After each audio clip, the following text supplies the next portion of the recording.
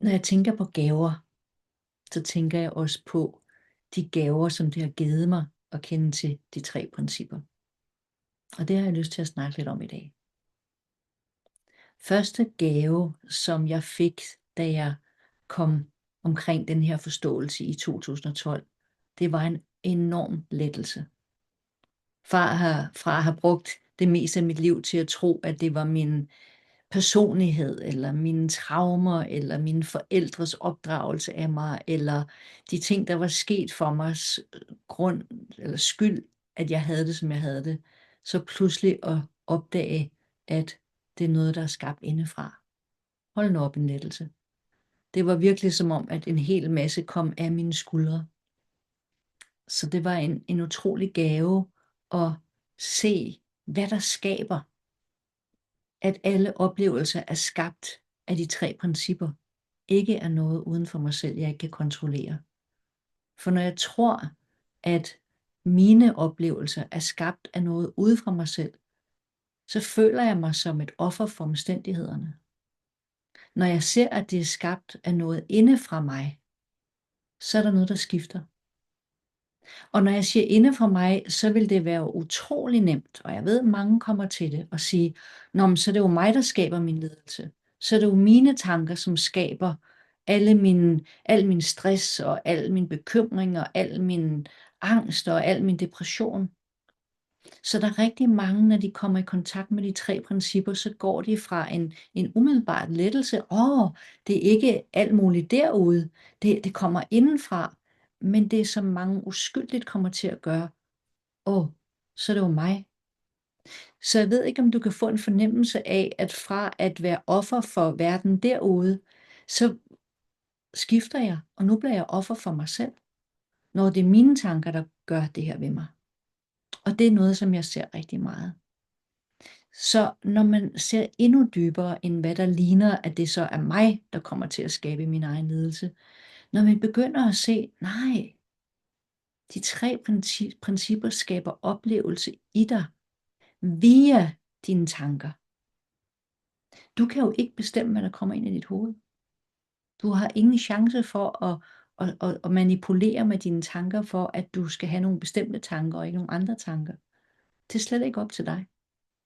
Principperne peger på noget meget dybere. De peger på, at der er nogle principper, som via dine personlige tanker, din personlige historie, skaber oplevelser inde i dig. Så sker der en endnu større lettelse. Så fra at der er sådan en overfladisk lettelse, der kommer, det er ikke noget derude, det er noget herinde. Det er allerede nemmere, fordi derude, der kunne det jo være 1000 forskellige ting, der kunne skabe min oplevelse. Til at, det er kun én ting, der skaber min oplevelse. Men så er det desværre, at rigtig mange uskyldigt kommer til at sige, så er det jo mig, der skaber min oplevelse. Så er det jo kun mig, jeg kan skyde skylden på. Og så bytter de det der med at være offer for verden til at være offer for sig selv. Og det er jo rigtig ærgerligt, for vi kan ikke kontrollere vores tanker. Det vi kan, og det principperne peger på, det er, at vi kan se, hvad de er lavet af. Vi kan se, hvad der skaber vores oplevelser. Og når vi ser den kærlige energi, den kreative kraft, den altomsluttende intelligens bag universet, at det er gennem disse principper, at alle oplevelser er skabt, via hvad jeg tænker, så sker der en endnu større lettelse. Og det er en af de kæmpe store gaver, som jeg har fået af den her forståelse. En anden gave, som det har givet mig at kende til forståelsen, det er at se tankers natur. Når jeg så jo bliver fanget af mine tanker, for det gør jeg jo stadigvæk, så at begynde at opdage, at tankers natur er flygtig. Så ligegyldigt, hvor slemt jeg har det i øjeblikket, så ved jeg, at det går over. Det er stensikkert, at det går over. Det er en utrolig befrielse at vide, at intet af det, jeg oplever lige nu, er her om lidt, hvis ikke jeg holder fast i det. Så i det sekund, at jeg slipper det, så er det væk igen. Så det er en kæmpe gave at vide, at tankers natur er flygtig. De kan simpelthen ikke blive ligegyldigt hvad. Så selvom jeg synes, jeg har lidt i timer, eller i dage, eller i uger, eller i måneder. Så det at få øje på, at det er kun muligt at lide, fordi at jeg igen og igen og igen fastholder tankerne, og måske bebrejder mig selv over, at jeg har dem, og ligesom på den måde fastholder mig selv i et offermønster.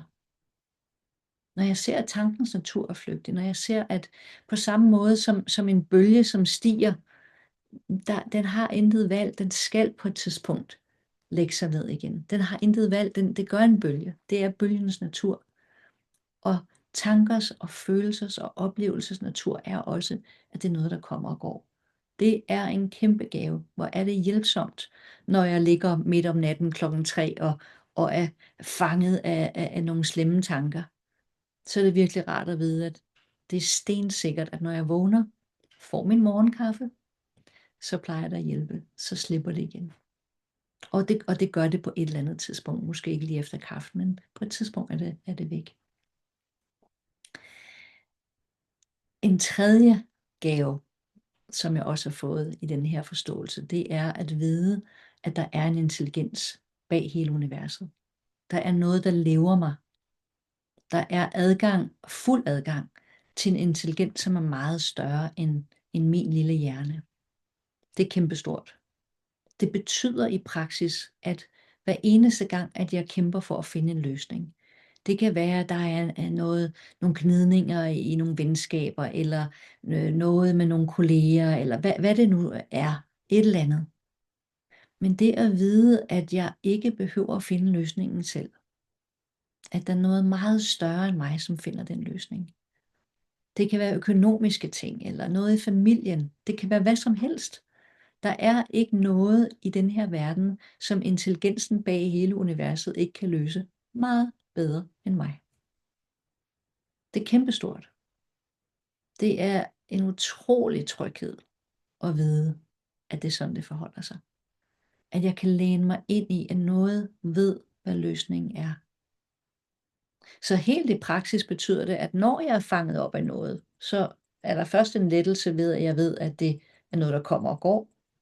Men så er der også en utrolig frihed i at opdage, at løsningen kommer ikke fra denne her lille hjerne. Det kan den simpelthen ikke. Den er rigtig god til at finde på løsninger, som den allerede har prøvet. Det er den god til. Den kan sagtens gå ind i harddriven og finde løsninger, som har virket før.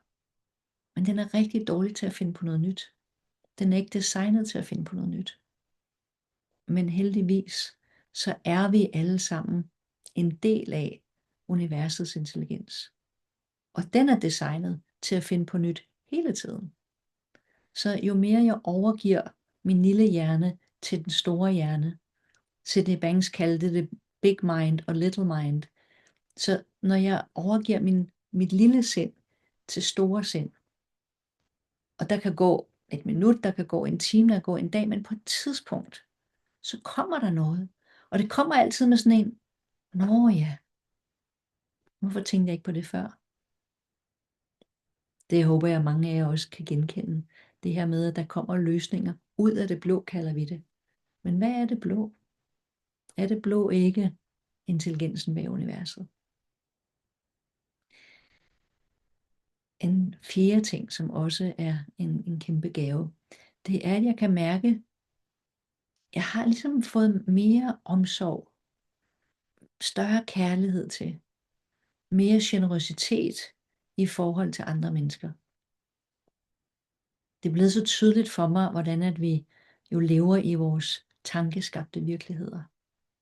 At de historier, vi går og fortæller os selv, kan blive til virkelighed, og de føles i hvert fald virkelige, fordi at vi har et indre system, som gør, at det bare kommer til at føle sig virkeligt. Hormoner går i gang, følelser går i gang, jeg mærker det i min krop, det føles så virkeligt. Den indre multimedieskærm er i fuld sving.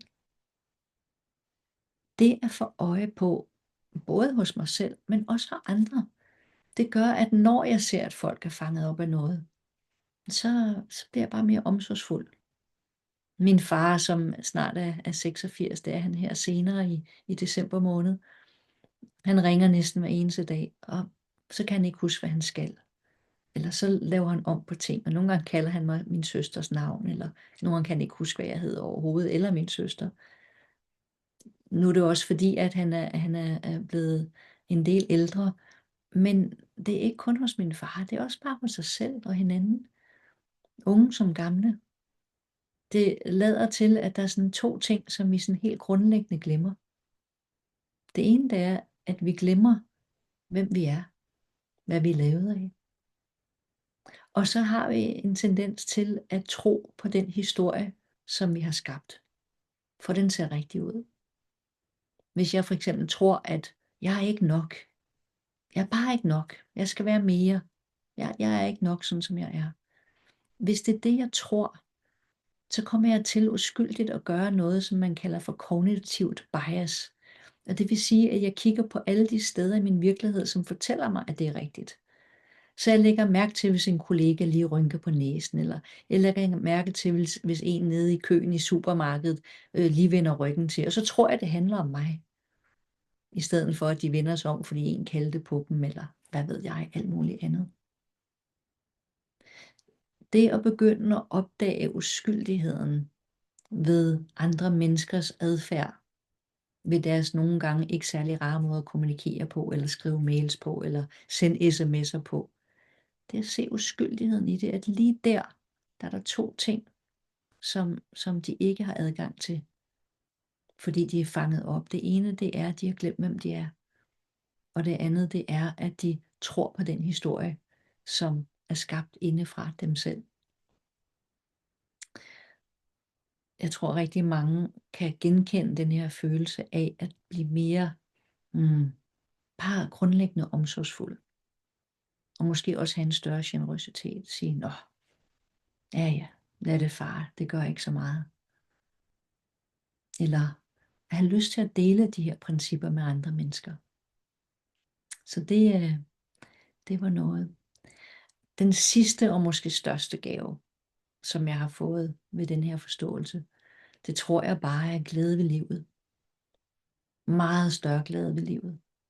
Også når det er svært. Jeg kan sidde og have en dum dag, og alligevel så kan jeg mærke noget inde i mig, som er fyldt af liv. Jeg kan mærke et sted inde i, som ikke er påvirket af alle de tanker, jeg går og har. Noget af det, jeg har set for nylig faktisk, det er, at rigtig mange snakker om den her snekugle. Nu har jeg ikke lige en foran mig, men vi kender alle sammen metaforen med snekuglen. Og her ved juletiden, der er der rigtig mange, der har dem. Hvor at jeg før i tiden gik meget op i at sætte den ned, og jeg skal sætte den ned. Men helt ærligt, nogle gange kan jeg ikke. Kender I det? Jeg gør i hvert fald. Og så for nylig, så fik jeg pludselig den opdagelse, at der er jo noget inde i mig, som er uinteresseret i, om jeg sætter den ned eller ej. En anden måde at sige det på, det er, jeg er jo glasset rundt om den nogle gange virvlende sne.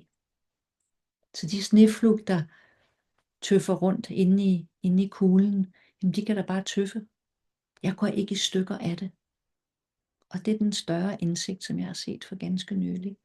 At når jeg opdager, at jamen, der er jo ikke noget, der kan ske mig, selvom jeg har en tankestorm. Den går over. På et tidspunkt, så lægger den sig af sig selv. Men det at vide, at det går over, det at vide, at jeg er uberørt af det, jeg behøver ikke være bange for det. Det tror jeg faktisk er den største gave, jeg har fået. Og det er den, der har gjort, at jeg har sådan en utrolig glæde ved livet i dag. Det kommer simpelthen af at have den her forståelse af, at jeg er uberørt af livets op- og nedture. Jeg kan til hver en tid vide med mig selv, at selvom jeg har det svært, så er der noget inde i mig, som ikke bliver skadet af det. At min essens, at din essens, er uberørt af alle oplevelser. Du kan ikke blive skadet af dem. De føles ubehagelige, helt sikkert. Men du går ikke i stykker af det. Det er nogle af de gaver, som det har givet mig gennem de sidste 13 år af det efterhånden, at jeg har kendt til de her 3 principper. Og det er gaver, som jeg håber, at du og alle omkring dig også vil få, i takt med, at du kommer længere og længere ind i forståelsen.